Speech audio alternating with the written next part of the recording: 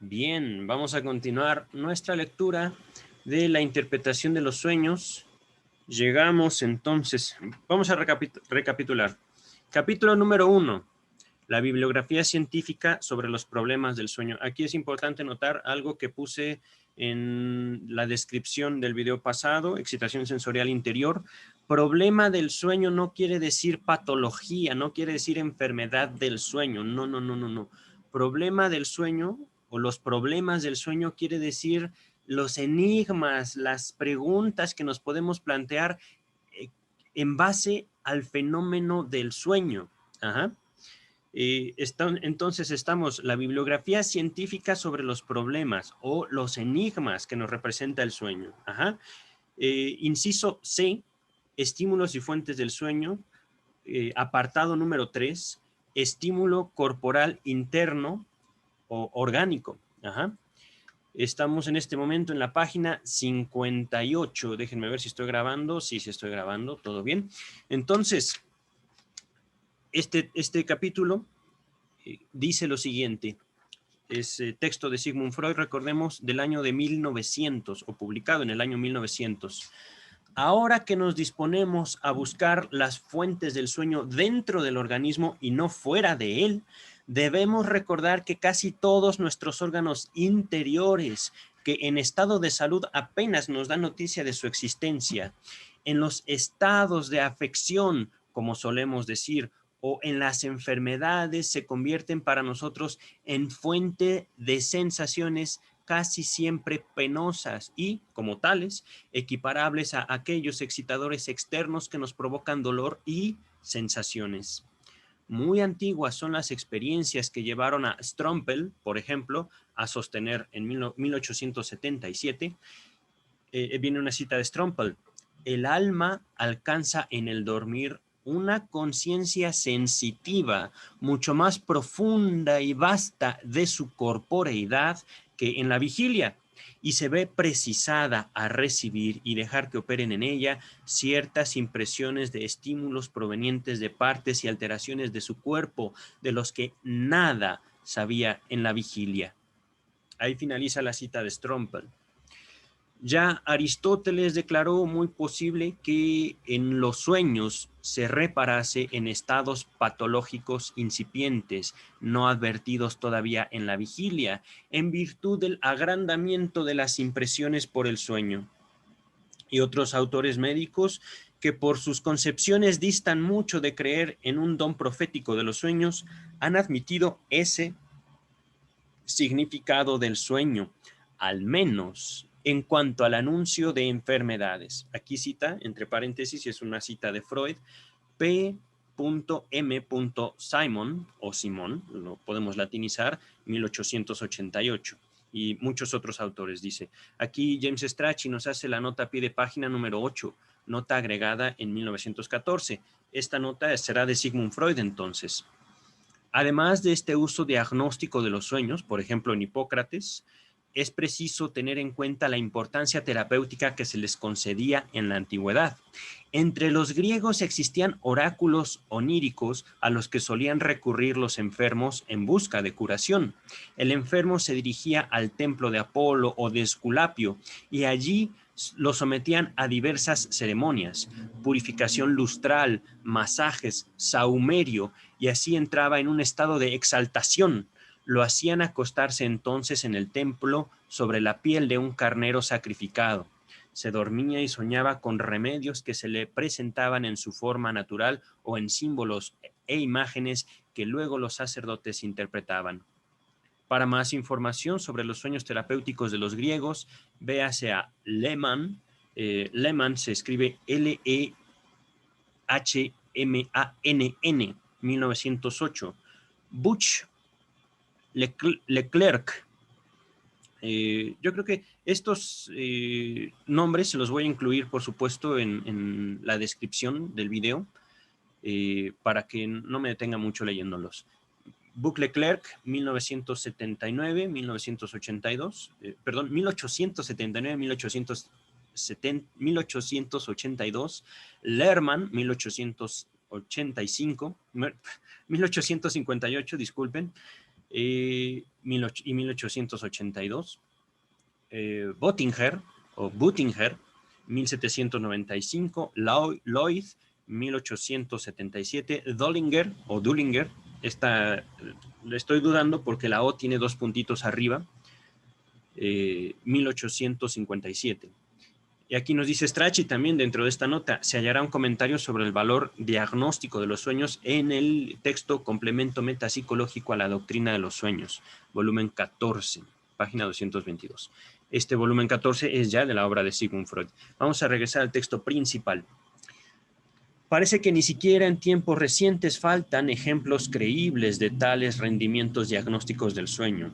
Véase, por ejemplo, Tissie, Tissie, 1898, relata siguiendo a Artigues, de 1884, la historia de una mujer de 43 años en apariencia totalmente sana, que durante algunos años fue frecuentada por sueños de angustia y en quien el examen médico pudo descubrir después una incipiente afección cardíaca que pronto hubo de llevarla a la tumba. Oh, qué pena. Es manifiesto que en toda una serie de personas, perturbaciones bien precisas de los órganos internos operan como excitadoras de sueños. Los autores coinciden en señalar la frecuencia de los sueños de angustia en enfermos que padecen afecciones cardíacas o pulmonares. Más aún, este vínculo con la vida onírica ha sido tan destacado que puedo limitarme a mencionar la bibliografía. Aquí viene un paréntesis, vienen más libros, o más autores, mejor dicho. Radestock, Spita, Maury, Simón, Tissie. Vienen los años, ¿no? Pero vamos a continuar. Tissie llega a decir que los órganos enfermos imprimen el sello característico sobre el contenido del sueño. Los sueños de cardíacos suelen ser muy breves y terminan con un despertar aterrorizado. En su contenido casi siempre desempeña un papel la situación de la muerte en circunstancias crueles.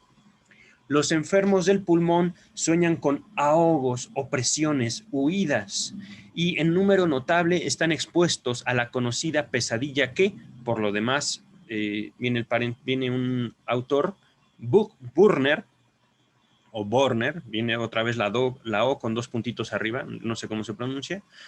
Burner, de 1855, pudo provocar experimentalmente poniendo boca abajo al durmiente u obstruyendo sus vías respiratorias.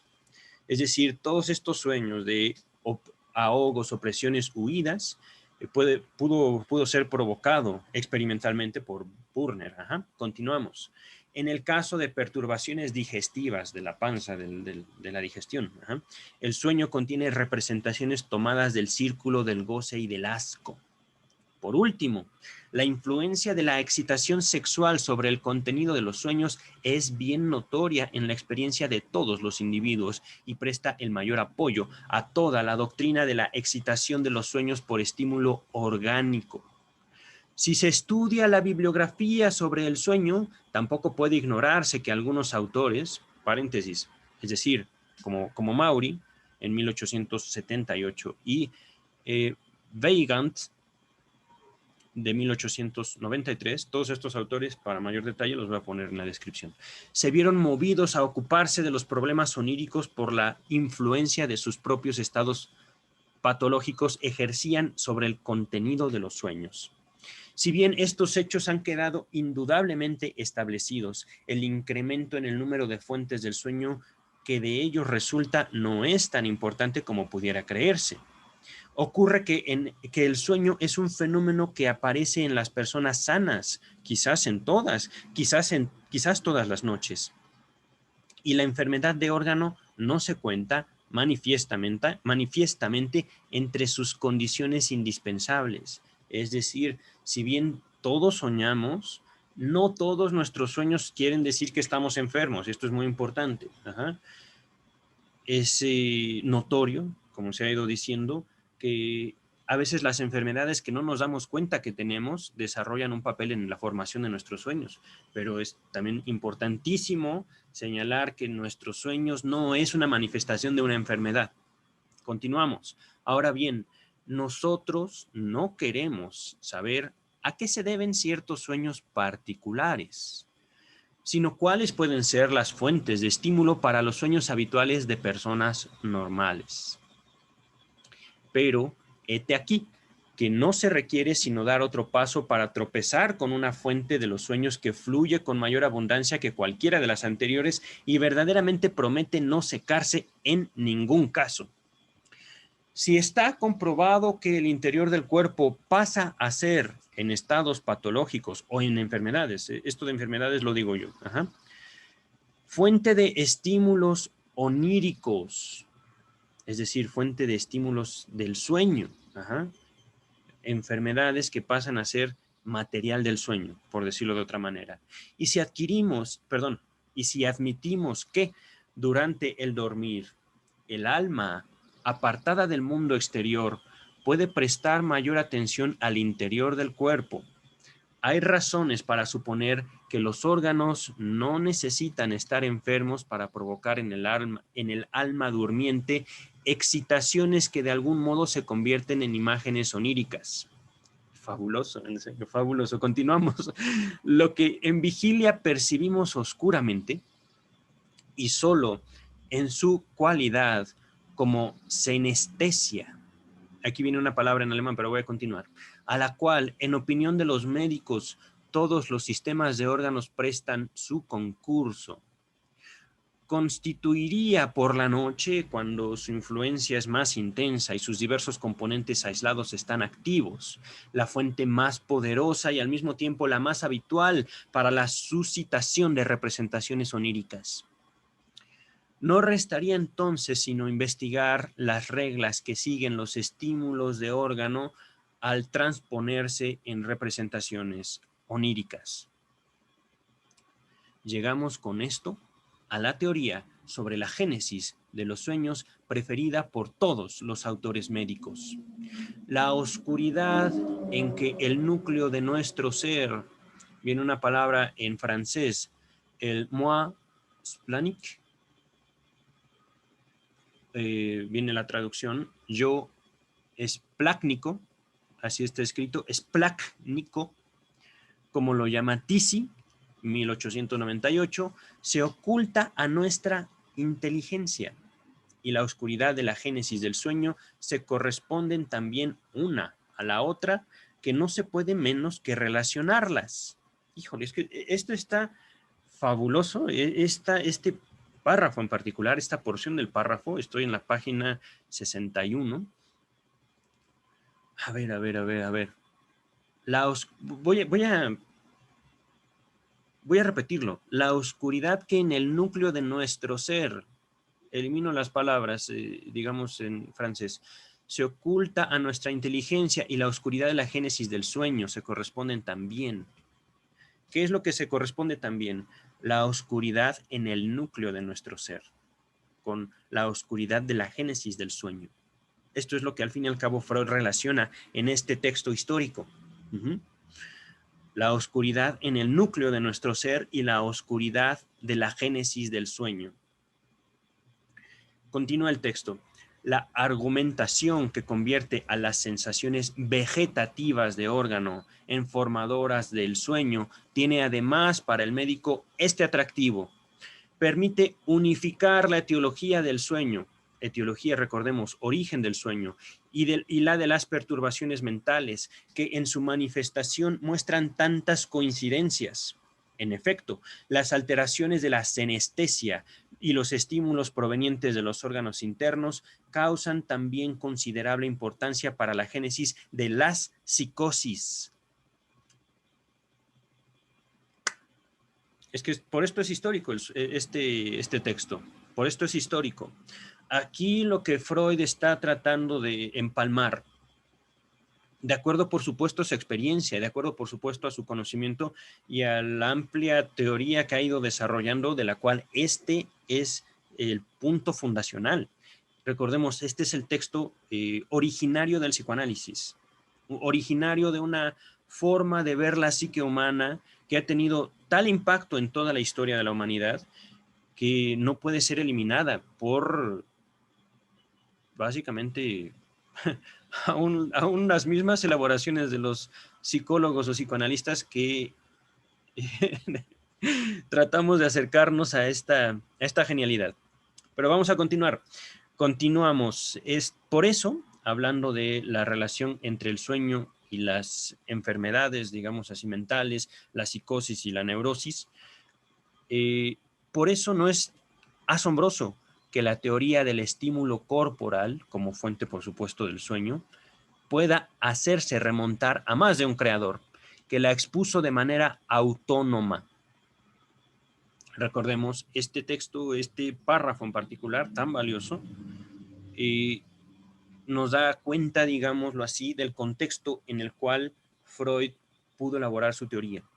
Un contexto médico, un contexto en el cual los hombres se han hecho cargo, y cuando hablo de los hombres quiero decir de la humanidad, se ha hecho cargo de su propio cuerpo. Ajá. Los médicos, las doctoras también, como parte de la humanidad que atiende los problemas del cuerpo y que puede notar esta relación cuerpo-sueños. Por eso también es importante el proceso de la enfermedad, pero tenemos que acordarnos también cómo Freud va haciendo un giro de ese concepto. Vamos a continuar. Para muchos autores fue decisiva la argumentación desarrollada por el filósofo Schopenhauer en 1851. La imagen del mundo nace en nosotros porque nuestro intelecto moldea las impresiones que le vienen desde afuera en las formas del tiempo, el espacio y la causalidad. Los estímulos que parten del interior del organismo, del sistema nervioso simpático, se exteriorizan durante el día, a lo sumo, en una influencia inconsciente sobre nuestro talante. Pero de noche, cuando se acalla el efecto ensordecedor de las impresiones diurnas, las impresiones que surgen del interior pueden atraer la atención, del mismo modo que por la noche oímos el murmullo de las fuentes que el alboroto del día vuelve imperceptible. Pero, ¿de qué otra manera reaccionaría el intelecto frente a esos estímulos, si no es cumpliendo la función que le es propia? Por tanto, transformará los estímulos en figuras que ocupan tiempo y espacio, que se mueven siguiendo el hilo de la causalidad, y así nace el sueño. Esta es una cita a Schopenhauer, nos dice James Strachey, recordemos los paréntesis angulares como cuadritos. Schopenhauer, 1851. En el vínculo, continúa Freud, en el vínculo entre estímulos corporales e imágenes oníricas quisieron penetrar después con más detalle Jenner y tras él Volkelt, en 1875. Autores cuya apreciación crítica reservó para la selección dedicada a las teorías, autores cuya apreciación crítica reservo la sección dedicada a las teorías del sueño. Es decir, esto lo vamos a ver un poquito más adelante. Continúa Freud. En una investigación llevada a cabo con particular persistencia, el psiquiatra Krauss, con K, Krauss, con doble S también, 1857, derivó la génesis del sueño, así como de los delirios e ideas delirantes, de idéntico elemento, la sensación orgánicamente condicionada. Aquí al respecto de los delirios e ideas delirantes viene la nota número 9. Nos dice James Strachey, véase la caracterización del délire por Maury, es decir, nos invita a leer a Maury y su caracterización, su elaboración sobre el delirio. Délire quiere decir la palabra francesa de delirio. Vamos a continuar. Entonces nos está hablando Freud de Krauss y del delirio, como la sensación orgánicamente condicionada. Continúa Freud. Apenas se concibe algún lugar del organismo que pueda ser el punto de partida de un sueño o una imagen delirante. Las sensaciones orgánicamente condicionadas, lo siguiente viene entre comillas, pueden, empero, dividirse en dos series. Es decir, esto es lo que nos dice Krauss. Número 1. Las que constituyen el talante global, entre paréntesis, senestesia. Sí, senestesia. Y número 2, las sensaciones específicas, inmanentes a los sistemas principales del organismo vegetativo, entre las que hemos distinguido 5 grupos.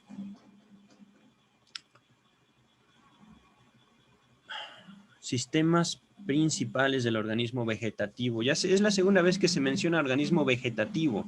Aquí quisiera hacer el paréntesis antes de abordar estos 5 grupos del organismo vegetativo. Se entiende organismo vegetativo, digámoslo así, a las funciones corporales automáticas, de esas que no pensamos, de esas que simplemente el organismo funciona y nosotros podemos percibirlo. Aquí es justamente donde nos van a quedar un poco más claro qué es el organismo vegetativo según Krauss y que también puede entenderse según Freud. Inciso A, las sensaciones musculares. Inciso B, las pneumáticas, es decir, el movimiento respiratorio. Inciso C, las gástricas del estómago. Inciso D, las sexuales. E inciso E, las periféricas. Ahí finaliza la cita de Krauss. Y continuamos con el texto de Freud. Krauss supone que el proceso de génesis de las imágenes oníricas sobre la base de los estímulos corporales es el siguiente. La sensación provocada evoca, siguiendo alguna ley de asociación, una representación emparentada con ella y se conecta con esta última, constituyendo un producto orgánico. Ahora bien, el comportamiento de la conciencia respecto de este producto es en modo alguno es el normal, es decir, no es lo mismo, no es el normal.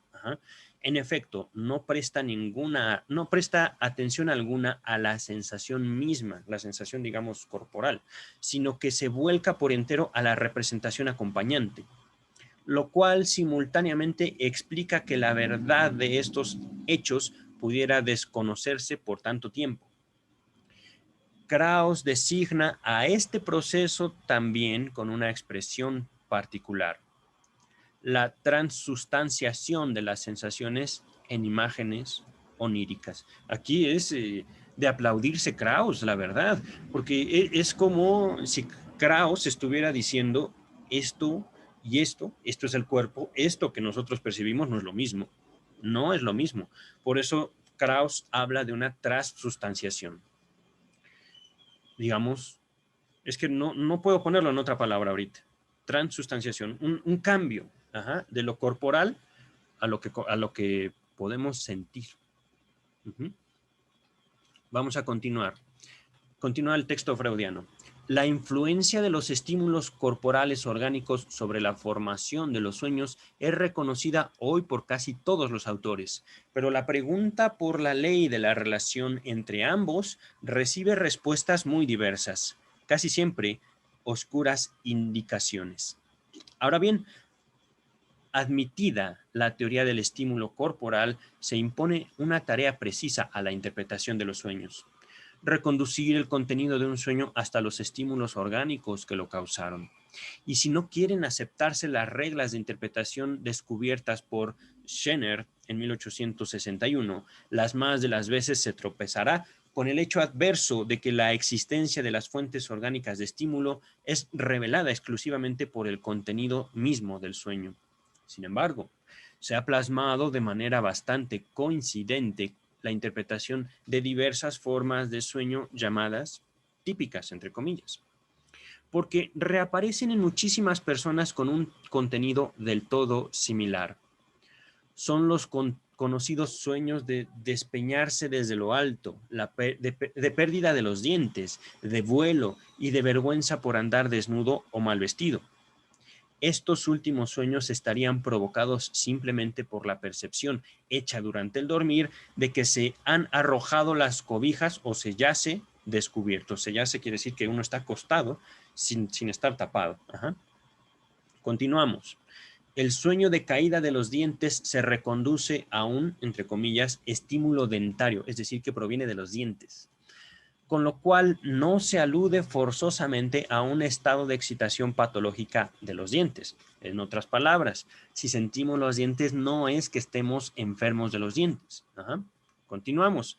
El sueño de vuelo es, según Strompel, 1877, la imagen de que se sirve adecuadamente el alma para interpretar el quantum de estímulo producido por el ascenso y descenso de los lóbulos pulmonares, cuando al mismo tiempo la sensibilidad subcutánea del tórax ha descendido ya a un estado de no conciencia. Recordemos, esto es una contribución de Strompel. Continúa Freud, y esta última circunstancia ofrece la sensación que se conecta con la representación del estar suspendido.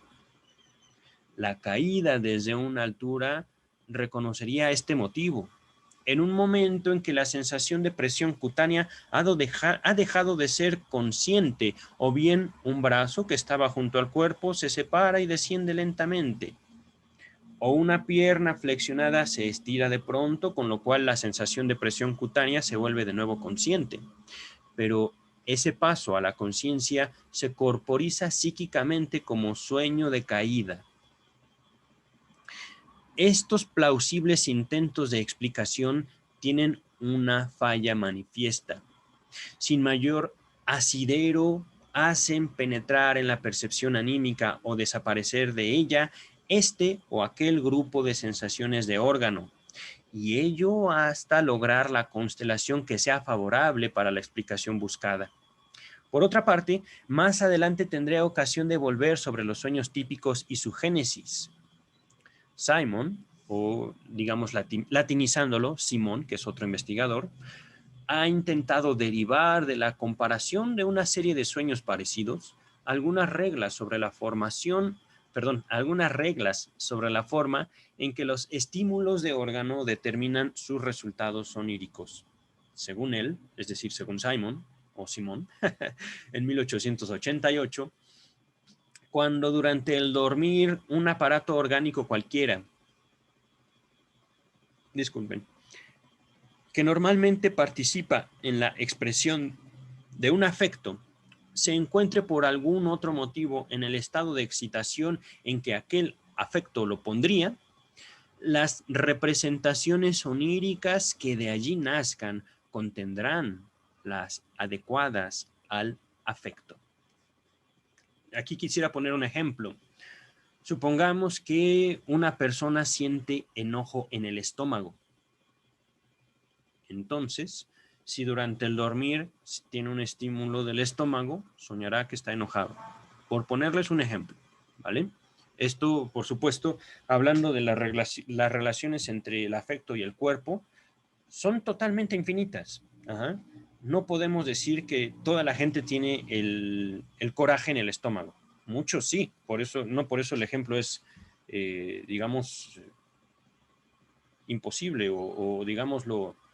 No por eso el ejemplo se me impone también, en mi práctica lo he visto muchas veces. La tristeza, ¿dónde sienten ustedes la tristeza? ¿Dónde sienten ustedes el coraje? ¿Dónde sienten ustedes el miedo? Por ejemplo, ¿no?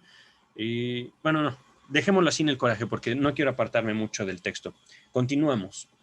Otra regla reza: cuando un aparato orgánico se encuentre durante el dormir en estado de actividad, excitación o perturbación, el sueño aportará representaciones relacionadas con el ejercicio de la función orgánica que ese aparato cumple. Morley-Bolt, así es el nombre de este otro investigador, en 1896, se propuso demostrar experimentalmente en un ámbito particular esa influencia que la teoría del estímulo corporal supone en la formación de los sueños. Sus experimentos consistieron en modificar la posición de los miembros del durmiente, es decir, de sus extremidades, para comparar los resultados oníricos de tales mudanzas. Comunica, a manera de conclusión, los siguientes acertos. Permítanme un segundo, déjenme ver si no tengo ningún problema. No, sigue bien la grabación. Entonces, vamos a ver los experimentos Morley-Bolt. Mientras una persona dormía, le movía los brazos y las piernas. Y extrajo las siguientes conclusiones. Número 1. La posición que un miembro tiene en sueños corresponde aproximadamente a su posición real. Es decir, se sueña con un estado estático que corresponde al real. Número 2. Cuando se sueña con el movimiento de un miembro, es siempre de tal modo que una de las posiciones que adopta al cumplirlo corresponde a la real. Número 3. En sueños pueden atribuirse la posición del miembro propio a otra persona. Número 4. Pueden también soñarse que el movimiento correspondiente es estorbado. Número 5. Si el miembro tiene la posición correspondiente, puede aparecer en sueños como animal o monstruo, pudiendo establecerse en tal caso una cierta analogía entre ambos. Número 6. La posición de un miembro puede incitar en el sueño pensamientos que tienen alguna relación con el miembro. Por ejemplo, si se trata de los dedos, soñaremos que contamos. De tales resultados, concluiría yo, que tampoco la teoría del estímulo corporal pudo eliminar la aparente arbitrariedad con que son seleccionadas las imágenes oníricas que han de suscitarse. Nota a pie de página número 10 que dice, nota agregada en 1914, nos dice Strachey, la nota es de Freud, pero nos dice Strachey, esto se agregó en 1914. Ajá. Con posterioridad, este autor, Morley-Boltz, ha publicado un informe de sus experimentos en 2 volúmenes, 1910 y 1912, al que nos referiremos más adelante. Ahí finaliza esta tercera parte llamada estímulo corporal interno o orgánico. Muchas gracias por su atención, su paciencia y por supuesto nos estamos viendo pronto. Son videos cortos estos, no quisiera yo hacerlos demasiado extensos. Pienso yo que este formato está bien. Vamos a continuar en otro momento. Gracias. Cuídense.